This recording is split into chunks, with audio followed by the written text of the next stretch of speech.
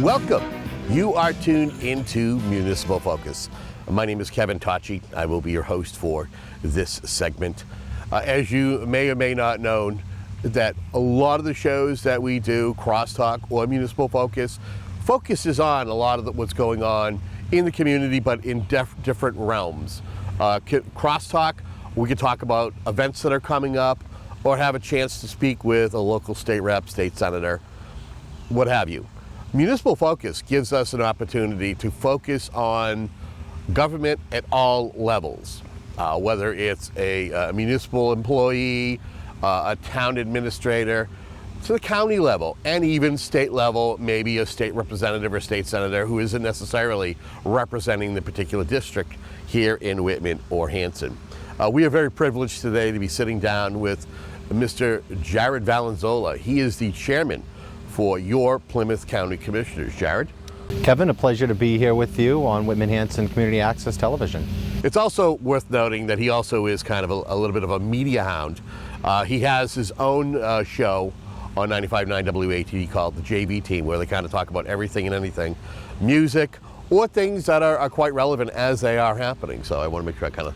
Thank you. I appreciate that. I love doing radio, and a lot of thanks to your tutelage many years ago on Monday Night Talk, being able to come in and co-host. It sort of helped catch the bug and keep the bug going, and it's a privilege to be able to bring some fun to the airwaves, hopefully. So the thought is for us, here we are, we've kind of entered the new fiscal year 24. Let's talk about, first and foremost, this is your first term as county commissioner, and do you right now wield the gavel? You are the chairman. I do. I really want to thank my colleagues, Commissioner Sandra Wright and Commissioner Greg Hanley. They have both been commissioners for over 10 years each, and both have had long and distinguished careers in public service. It's a privilege to be able to serve with them and work with them, as well as Treasurer Tom O'Brien and Register John Buckley. I think together we make up an excellent team at the county level, and we are able to provide so many great services at what really is a shoestring budget. And I'm always happy to talk about the work that our entire team does. Frank Basler, our administrator, Molly Vollmer, our 4-H extension director, Doug Wedge, who maintains our buildings. We are so lucky to just have such a great team at the county level. I'm pleased, or privileged, I should say, to be able to chair the group. You know, for many years, my predecessor was the chair, and Sandra, Commissioner Wright, was the chair for the last couple of years, as well as Commissioner Hanley for a brief time. So we work well together, though. We work collaboratively, and my goal as chair is to facilitate good and efficient meetings and to make sure that everybody has the leg room and the runway to be able to do some of the things that they want to do. And certainly we're 3 commissioners, we work well together. But one of the things that I think makes us unique is that we do have our own sort of projects, our own little things that we kind of undertake and have taken the lead on. In serving as chair, my goal has always been able to ensure that they have the runway to do the things that they want to do successfully. Let's talk a little bit about the budget process. Knowing that there have always been concerns about the finances of the county. Years ago, I remember the discussions about having to talk about layoffs or find ways to fortify a meager budget, you know, knowing that the county maintains the courthouses. Talk to us about what the budget process was like this time around. Sure. So the budget process, Kevin, so one thing that's important to note is the county, with the exception of the assessments that we delivered to the 27 communities, so of course Whitman and Hanson, the city of Brockton, Rockland, all in Plymouth County, but we extend the county from Hull to Mattapoisett, which is quite a large swath of land. It's roughly 200 square miles smaller than the state of Rhode Island. Population 521,000 folks. So, but our budget, we're not allowed to tax. And I'm not complaining about that by any means. But we're unique in the sense that the Commonwealth and local municipalities have taken on a lot of roles that in other states county governments do, and frankly in Massachusetts we used to do. Over the last 100 or so years, a lot of roles have been removed by the state and taken over by the state, such as DA, probate. When I say DA, I mean district attorney, probate, sheriff's departments, clerk of courts, many other positions that used to be with our organization are now with the state. And then of course on the local level, roadway management and other types of infrastructure departments used to be done at the county. If you go to our county office, we have an entire map room that has the street layouts of every community in the county from the 16, 17, 1800s up through to the present. So those are all roles that we used to have. Today, to your point about making sure we fortify our budget, a lot of our revenues derive from deeds excise receipts. So whenever anybody has a transaction at the Registry of Deeds, there's a fee that's associated with that transaction, and a majority of that money actually goes to the state. But that is the lifeblood of Plymouth County and the remaining counties in Massachusetts. So with the treasurer and with the Register of Deeds, and many thanks to Mr. Buckley for his foresight, he has many years of experience in this realm as the Register of Deeds, we're able to craft a budget. Interestingly enough, we are the only budget that I know of in Massachusetts that actually went down. We cut approximately $1.1 million from our budget without having to have any layoffs, so we are maintaining our level of services. We found savings in the budget where we needed to, because the real estate market's in a very interesting situation right now. Sellers aren't selling, which means there's nothing for buyers to buy, and we've refinanced so many folks into 2.5% mortgage rates that they're not going to be refinancing. So we're in a really interesting limbo, and for us, that's our lifeblood. You know, we're not like the state, we're not even like a municipality where some tax revenue may be up. Say the state sales tax revenue is up, state income tax revenue may be up, but state excise tax may be down. I'm just spitballing. But those are scenarios that happen. For us, it's really dependent purely on the real estate market, and it makes for some interesting discussions at our level. But one of the things I'm proud of is the fact that we conservatively budget. We work hard to stay within our budget, because as some folks may know, of the 14 counties in Massachusetts, 8 of them have been eliminated entirely. They are just names and lines on the map, but they don't exist. They don't have commissioners, they don't have treasurers. So we are cognizant of the fact that if we have one misstep, we'll be eliminated. That's not going to happen to Whitman or Hanson or any of our other communities, but that could happen to us.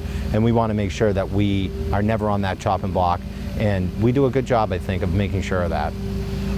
When we, again, started that talking about the budget and me saying you have to find ways to fortify it, I don't think that the regular Joe out there watching realizes that the county, you raise revenues, you already kind of talked about what the means are, but that you actually give it to Big Brother, the state. Yes. And then they will look at it and go, here is 10% of what you, thank you so much.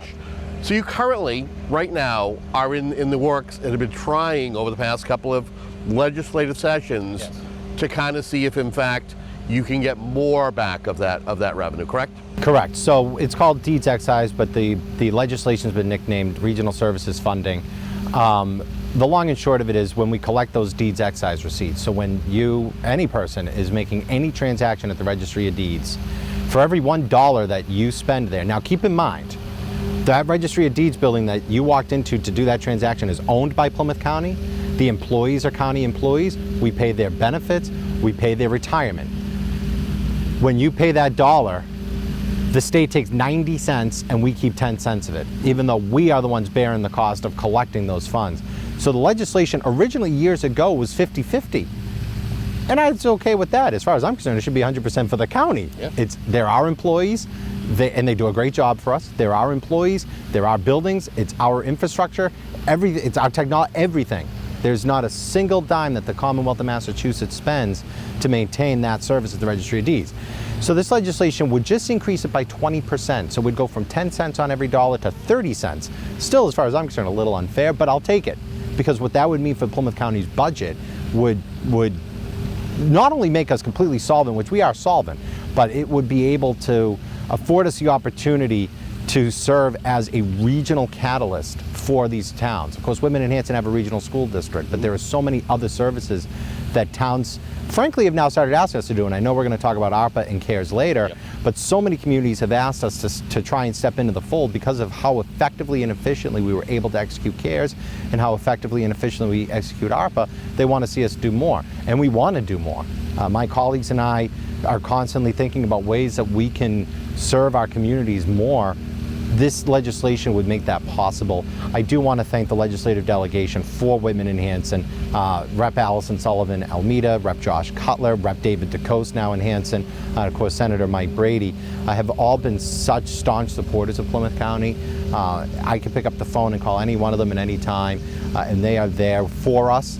They have been so supportive of us, and we are very grateful. And we're grateful that they are supporting this legislation. It's important for us as a county to be able to maintain these services and add more services down the road for our communities that, frankly, I think the county can serve them well doing. What are the chances of this somehow being a standalone bill, or are you fearful that it's bundled and it's kind of chopped down from its original form? Yeah, I mean, right now it's filed as a bill. We didn't file it this budget cycle. We have done that in the past. I do want to thank my colleagues in Norfolk County for taking the lead on this. You know, I think that there's great opportunity. You know, a lot of the Democratic leadership is in counties. You know, part of the reason why this doesn't occasionally go anywhere is because most of the legislature comes from counties that don't exist anymore. Worcester, Middlesex, Berkshire, Hampden, Hampshire, Franklin, Essex, right? So, but thankfully a lot of leadership, Speaker of the House is in Norfolk County, the Chair of Ways and Means is in Bristol County, the Chair of Revenues in Barnstable and Plymouth County. So we are optimistic that there's a unique opportunity, and I should say Chair of Senate Ways and Means and Chair of Senate Revenue. So there's opportunity here, I think, to work with our colleagues who have seen what the benefit of county government is and allow us and afford us the opportunity to do more by modestly expanding our budget. And again, when we talk about the state, you know, there have been plenty of stories over the last couple of years about not being able to figure out how to spend all the money, right? The state has been awash with cash. Why not take care of a regional services government where we already exist and we're accountable to? You know, they have regional planning agencies that they do a nice job, but they're appointed bureaucrats. I live in Rockland. I'm the next town over from Whitman and Hanson. As you pointed out, I do a radio program in Marshfield. I live here. I work here. I'm elected by you. Let us have the responsibility. And if we don't do it well, you can vote us out, which I know you're not going to do because I think we do a good job. But the point is, we're your neighbors, we're your friends. We are accountable to you, the voter of Plymouth County. Affording us these funds will just give the voters in Plymouth County more of an opportunity to have a say in those funds. Let's delve into CARES Act, American Rescue Plan Act, ARPA. Talk a little bit about, you know, that COVID funding that came from two different administrations, the Trump administration, the CARES Act, the Biden administration, your American Rescue Plan Act. The differences in how the county got involved. I don't know if a lot of people know the origin as to how the county got involved and how it might have caused a little bit of a minor kerfuffle between the two governments. Yeah, so the long story short, when the CARES Act was passed, again, as we talked about earlier, county government is the prevailing government across the country. In approximately 44 out of 50 states, county government is the prevailing government. So we, when the CARES Act was passed, it apportioned a certain amount of dollars to county governments, of which Plymouth County, Norfolk, and Bristol were eligible in Massachusetts. You had to have a certain population number. So the three counties, Plymouth, Norfolk, and Bristol counties, all decided to take CARES Act money. Of course, Plymouth County ended up with $90 million. The prior administration, the Baker administration, demanded that the counties return those funds to the Commonwealth of Massachusetts to administer. Norfolk and Bristol County returned those funds. Plymouth County asked a very important question of the Baker administration. Will you guarantee that 100% of these $90 million will be spent in Plymouth County? And the Baker administration could not make that guarantee. So my predecessor, Commissioner Dan Pallotta, as well as Commissioner Wright and Commissioner Hanley said, well, we can't do that to our communities. We need to administer the CARES Act. Long story short, as we have sunsetted the CARES Act a year ago, which is hard to believe, Plymouth County, of the $90 million, was able to deliver 50% more dollars to Whitman and Hanson than like-sized communities outside of Plymouth County. So if you are eligible, say, for $1 million outside of the county was able to deliver $1.5 million to your community. The city of Brockton, which was one of the hardest hit communities in the entire Commonwealth, $19 million was delivered to them through the Plymouth County CARES Act. That was more than Worcester, more than Springfield, more than New Bedford, more than Quincy. The only community or municipality in the state that got more was the city of Boston, who ironically received their own CARES Act appropriation. They weren't demanded to give the money back, but Plymouth County was. We did it for less than 1%, and I have to give a lot of credit to Treasurer O'Brien and his team for making sure that we kept that number low. Keeping that administrative cost low meant more money for Whitman and more money for Hanson, which went to the Whitman-Hanson Regional School District and so many other needs in both communities. And we delivered it faster. There were many communities that waited and waited and waited and never even met their full cap with the Commonwealth, which in turn ended up returning money to the federal government. So imagine this for a moment. Plymouth County didn't return a dime to the federal government. We did it for less than 1%, which received national recognition from Congressman Stephen Lynch, who I know represents Whitman. We received recognition from Congressman Lynch, and we're very grateful for that. Thank you, Rep. Lynch. As well as the National Federal Treasury. The Federal Treasury recognized our work with the CARES Act, as did the National Association of Counties, because we did it for one of the lowest administrative costs in the nation. We didn't return a single dime to the federal government. We bought test kits for every member community in the county. With the $3 million we had left over, we delivered it to the 3 nonprofit hospitals, Toby in Wareham, Beth Israel Deaconess in Plymouth, and of course Signature Healthcare in Brockton. So the CARES Act was a wild success, and we couldn't have done it again without the support of the municipalities and without their participation. And Whitman and Hanson worked incredibly hard to ensure that they got their funds. We were happy to work with the town leaderships in both communities as well as the regional school district to deliver these funds. And it was a remarkable program that I think demonstrated the value of county government. And we are so proud of that. And we, frankly, we do hang our hat on it, because we had a lot of folks. We had the Boston Globe even recently still run a column about why county shouldn't have done it. I hope it proved what the value of having the county is, and it gives us the opportunity to now move into ARPA. So what's the difference if we did CARES Act, CARES versus ARPA? What's the difference? I feel that there were less stipulations with CARES because we were kind of in the full throng of the pandemic. Yeah. To where you know, now we are dealing with these funds for ARPA that are kind of post-COVID. Right. So CARES, I joked, CARES was sort of like the firstborn, ARPA was the secondborn, right? They are the same but different. So CARES, to your point, Kevin, it's a good one. CARES was very reactionary, right? The CARES Act was really used to backfill communities' budgets that didn't budget for masks and other PPE, hand sanitizer. In the case of a lot of communities, when remote learning became prevalent, you had to do Chromebooks. People had to buy Chromebooks. Communities had to buy Chromebooks, I'm sorry, communities. And I believe Brockton was one of those. They bought Chromebooks for every student in the city, and they had no lost students. You know, that happened in the city of Boston, where students became lost because, unfortunately, going to school was their safety net from whatever unfortunate situation they were in at the home. So the city of Brockton was able to do that, and so many other communities across Plymouth County were able to use money on that. So it was very reactionary. And the last point I will make on CARES, is I forgot to make it earlier, when we delivered these funds, because of the robust accounting system we put in place, when we deliver those monies, it was done and dusted. There was no clawback. The state occasionally would deliver funds to the communities and then claw the money back when they realized that it may not have been eligible. So we've transitioned to ARPA, where ARPA still, and it's important to note this, it still has to have a pandemic component to it. So ARPA isn't the quasi-blank check that a lot of folks think it is. It still has to have a pandemic component, but it's more forward thinking. It's taking care of a lot of the needs that came up during the pandemic that are more longer term. For instance, and the one I talk about often, water and sewer infrastructure. ARPA money's highest and best use is water and sewer infrastructure. And why is that the case? This might sound silly, but a lot of people were working from home, and a lot of those kids were learning from home. That meant they were using the bathroom at home a little bit more, right? I used to go to an office. If I went to an office, I would use the bathroom there, but now I'm using it at home.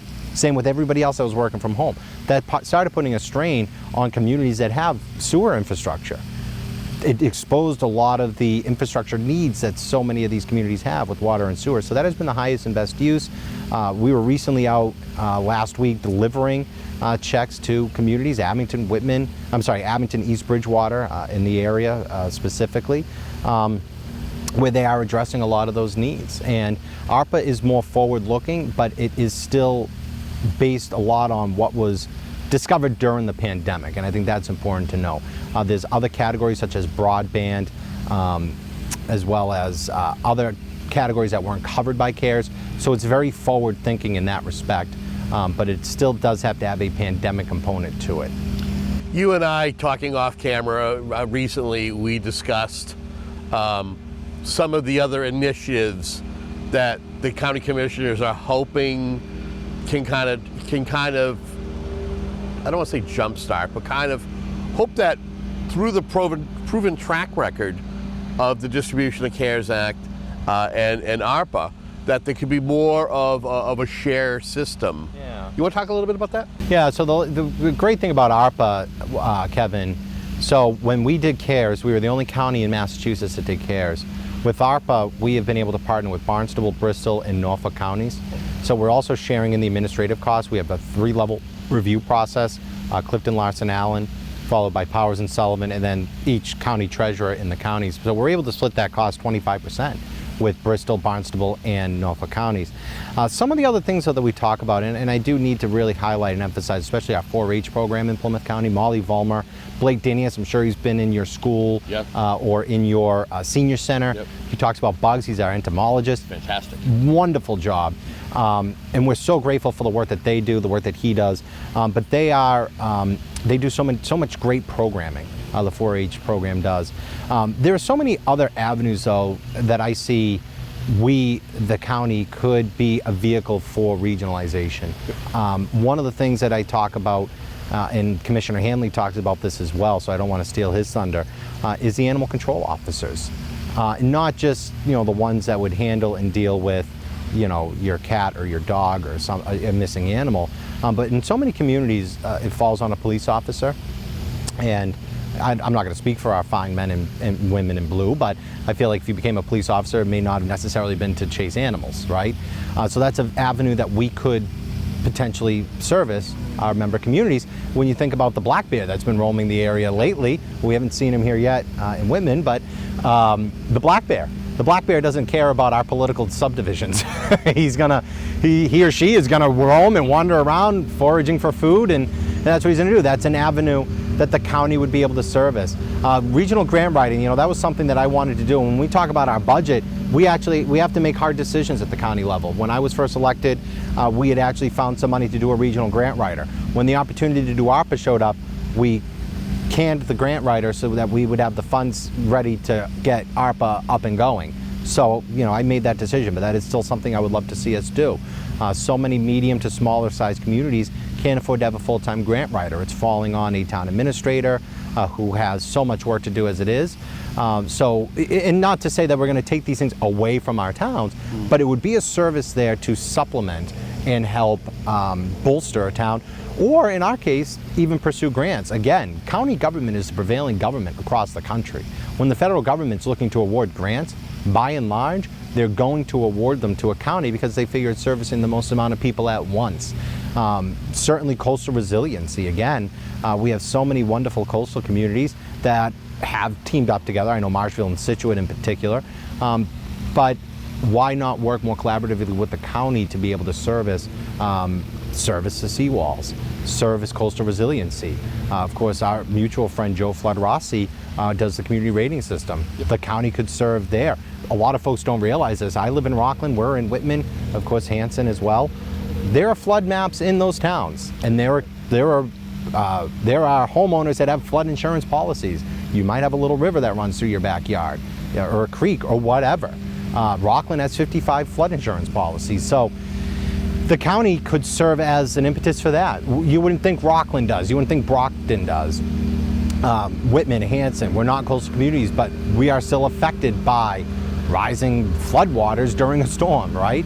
If you live next to a lake, if you live next to a stream. So those are just a couple of areas that I think that we can service. But I do, again, need to highlight, with our meager budget, and it is small, the amount of work that we do for regional services now. Again, I already talked about 4-H, Molly Vollmer, Blake Dinius. Frank Basler, my administrator in the Commissioner's office, does yeoman's work managing the vehicle bid. So communities, when they want to buy police cars, they can utilize the county vehicle bid. And I've heard reviews from the town administrators that our vehicle bid is more straightforward, the process is smoother, the pricing is better than other vehicle bids that they have access to. Frank administers the Burn JAG grant for a handful of communities in the county, which provides grants for public safety. And of course, we have the county dredge, which again, you're in a landlocked community such as Whitman or Hanson, but you have ponds. Of course, Hanson right next to their town hall is a pond. You might need that dredge that might help maintain the marine ecosystem within that lake or pond or stream. And we've talked with many inland communities about potentially using the dredge there. Of course, it's being used, I believe, in Marion right now to take care of their harbors. So Plymouth County does so much right now with what resources we do have. And we're incredibly proud of that. And again, I really need to laud our team because they're doing so much with so little. And we always quip at the county we're the best bang for your buck because we're able to provide so many of these services for folks and for our communities. As we get ready to wrap up, I offer you an opportunity, something that we did not plan for as far as topics, but you may want to, especially at this patriotic time of year. Yes. If you want to kind of touch upon something before we say goodbye to the folks watching. Of course. Well, Kevin, it's always a pleasure to be with you. Appreciate the service and work you do. You know, there's so much that happens in our communities. And folks like you are keeping these things in conversations going. Unfortunately, a lot of local media has gone by the wayside. So I really do want to thank you and the entire team of Whitman Hanson Community Access for doing this. The last point I did want to make on regional services, parking tickets. Jeff Welch in the Treasurer's Office has grown that program exponentially. We have municipalities in Western Massachusetts that are utilizing us. That was an unfunded mandate by the Commonwealth in the 1980s. The towns needed to process their own parking tickets. Another example of Plymouth County stepping in and filling that void, processing those tickets for our communities. You know, it's a patriotic time of year, of course, the July 4th holiday, and it's one of my favorite holidays. It's my Nana's birthday as well on the 4th of July, so I always wish her a happy birthday. When I was younger, I used to wonder why she got fireworks on her birthday, and I didn't. Now I understand. I'm wearing my Declaration of Independence tie. And what's great about Plymouth County, though, is thinking about the history of the United States and putting it in the context of Plymouth County. Of course, the Pilgrims in Plymouth, setting up, you know, the Registry of Deeds, and this is incredibly important. The Registry of Deeds, the Plymouth County Registry of Deeds, is the holder of the first recorded land transaction on North American soil. And why was that important? That's important because that set the trend for private property ownership on this continent. That didn't happen back then in the 1620s, 1630s. Land was granted by the king to nobility. It was not privately owned. And private land ownership, private home ownership is what has made the United States and its citizens the most successful in the world because we're able to build equity, we're able to own our own land. It's our property and it's property rights. That was pioneered by the Pilgrims, by Plymouth Colony. We keep going through modern history, of course, or not so modern history, of course, in Whitman, Abington, Brockton, Rockland, all the shoe factories that dot our landscape. The top producer of boots for the Northern Army in the Civil War was the city of Brockton. My hometown of Rockland was second, of course. Abington and Whitman all had shoe factories that produced those boots for the Northern Army in the Civil War. And then, of course, the cranberry agriculture in the southwestern part of the county and the fishing industry. This county is so unique, it's so diverse. Downtown Hingham, Eleanor Roosevelt declared it the most beautiful downtown in the United States. So it's a beautiful county. I encourage folks to get out there and explore it. There's so much that goes on in this county. Again, it runs from Hull to Mattapoisett, as I like to say, Boston Harbor Light, all the way down to Ned's Point Lighthouse in Mattapoisett, and many beautiful and wonderful spots in between. But there's so much history, and at this patriotic time of year with the July 4th holiday here, I always love to just highlight Plymouth County being on the forefront of that American history and being a pioneer in a lot of ways of the American experiment. He is Jared Valanzola, our guest. I want to thank you, Jared, Kevin, so much for My joining pleasure, us. And for Lou and Rockland, Paul behind the camera, and the rest of the folks who make this program possible, have yourself a great day.